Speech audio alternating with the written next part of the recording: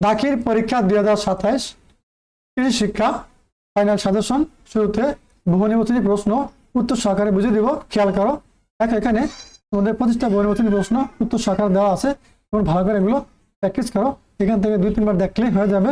তো শিক্ষার্থীরা এগুলো শতভাগ কমনোলজি প্রশ্ন, অবশ্যই তোমরা ভালো করে পড়বা। এখানে প্রত্যেকটা প্রশ্ন যেন তোমাদের মনে থাকে, স্মরণ থাকে, ঠিক আছে? চলো এবার আমরা লিখিত অংশের প্রশ্নগুলো দেখে নিব। দাখিল পরীক্ষা 2027 কৃষি শিক্ষা সৃজনশীল প্রশ্ন। দেখো এখানে সৃজনশীল প্রশ্ন দেওয়া আছে।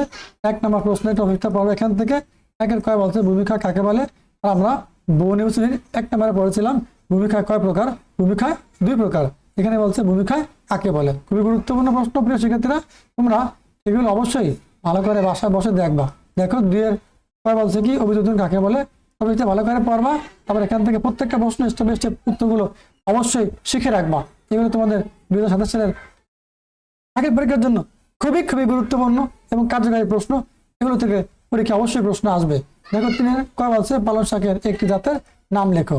দেখো প্রিয় শিক্ষার্থীরা 4 নাম্বার বলছে কি এই যে 4 এটা টপিকটা দেওয়া আছে, তার আলোকে এখানে এই যে প্রশ্নগুলো দেওয়া আছে।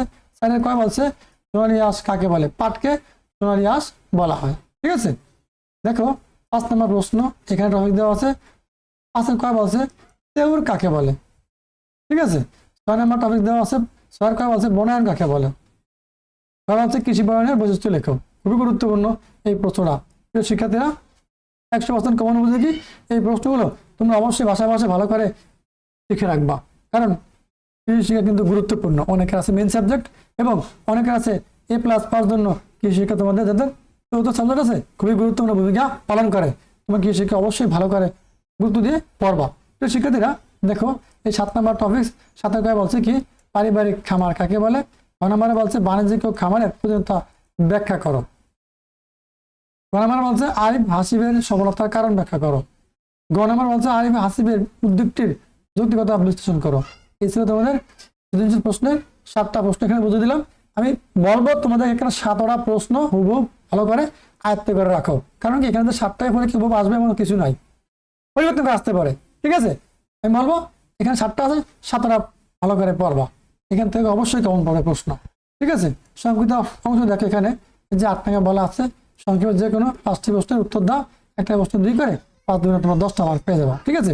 তোমাদের এখানে দেখো এই যে বলছে কি প্রাকৃতিক ভূমিকায় কি। 9 নম্বরে বলছে দোআঁশ মাটিতে সব ধরনের ফসল ভালো হয় কেন। 10 নম্বরে বলছে সাইলেজ কাকে বলে।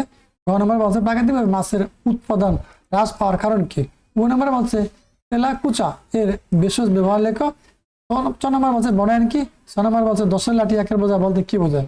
তো শিক্ষার্থীরা 10 লাঠি একের বোঝা যে কোনো কাজ একজনের কাছে বোঝা মনে হতে পারে, কিন্তু 10 জনের কাছে 10টা লাঠির মতন। একজনের একটা করে লাঠি নিয়ে গেলেই একটা বোঝা চলে যাবে 10 জনের মাধ্যমে, ঠিক আছে? এটা খুবই গুরুত্বপূর্ণ একটা প্রশ্ন। ভালো করে তোমরা এই আজকের আলোচনা ফলো করো এবং এখানে প্রত্যেকটা প্রশ্ন গুরুত্ব সহকারে পড়ো। আর তোমাদের সকল বিষয়ের ধারাবাহিক ক্লাস সাজেশন লাইভ ক্লাস অধ্যায়ভিত্তিক আলোচনা পাওয়ার জন্য আমাদের চ্যানেল সাবস্ক্রাইব করে সাথে থাকো। পরবর্তী ভিডিও দেখার আমন্ত্রণ জানিয়ে আজকে এখানে শেষ করছি। আল্লাহ হাফেজ।